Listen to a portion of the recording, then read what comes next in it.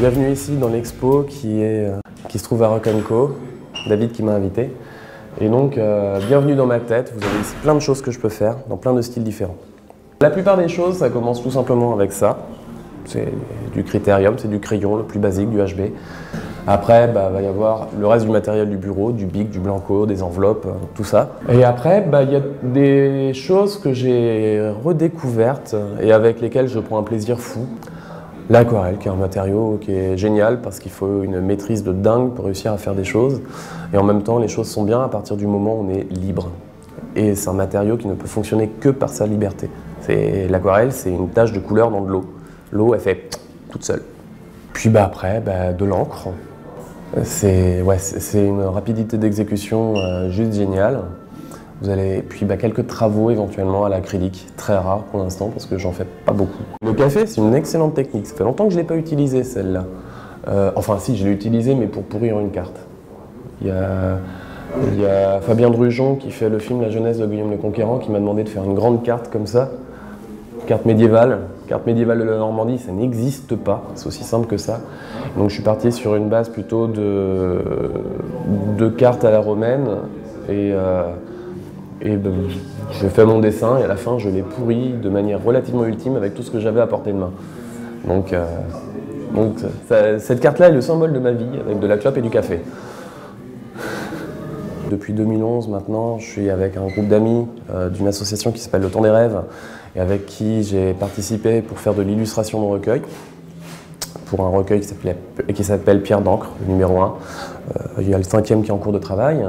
Donc vous allez trouver des choses qui sont plus ou moins dans ce petit monde poétique. Et par exemple, à l'opposé, vous allez pouvoir trouver des choses qui sont faites avec une autre bande d'amis qui s'appelle le Crew 14, qui sont eux aussi sur Caen, qui est donc un petit recueil de BD quand même un peu plus trash. Donc coucou aux copains du Crew 14. Moi je me suis amusé à faire quelque chose sur le thème de Skyrim. Avec en gros comment réussir à faire l'armure draconique. C'est réussir à choper les différents éléments à gauche à droite, mais en mode humour totalement débile et de merde. Et vraiment geek, c'est-à-dire que la plupart des petites private jokes, il faut vraiment connaître le jeu pour comprendre le pourquoi. Et puis sinon, j'aime bien les dragons, j'aime bien les petites fées, j'aime bien tout ça.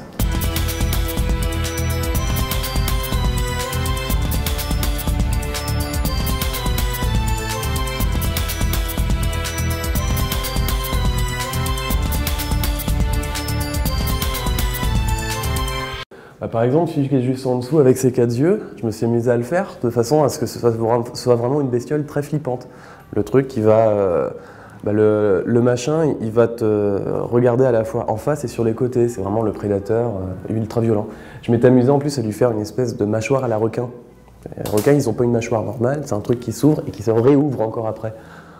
Donc déjà de base, tu dis que c'est pas un animal sympathique, quoi.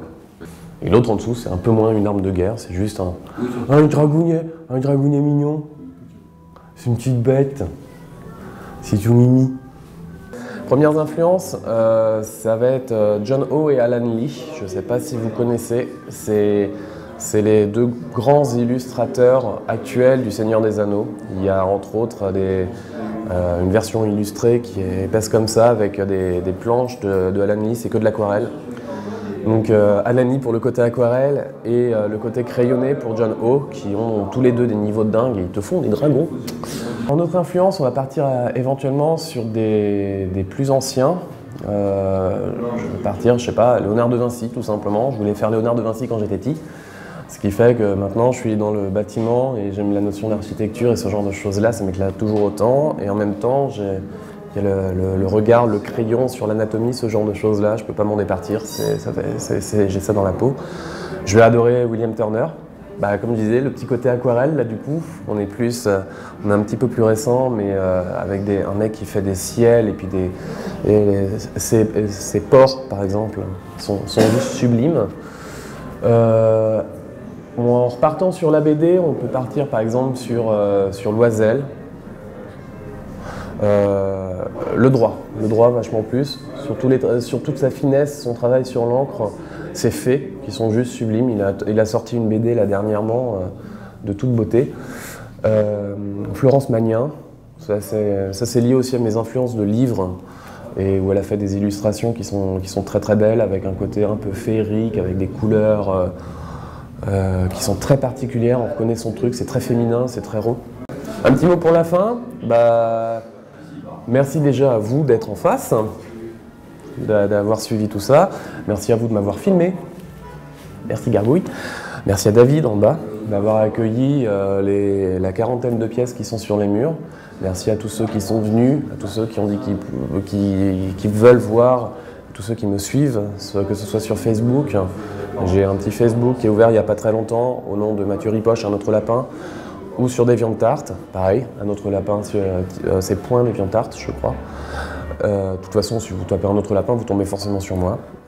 Merci aux différentes associations qui m'ont accueilli, qui m'ont donné envie de faire ce que je fais, que ce soit le Temps des Rêves, le Red Tolkien, le Crew 14, tous ces gens, vous êtes des fous, je vous adore, merci. Les parents, merci de m'avoir donné envie de dessiner.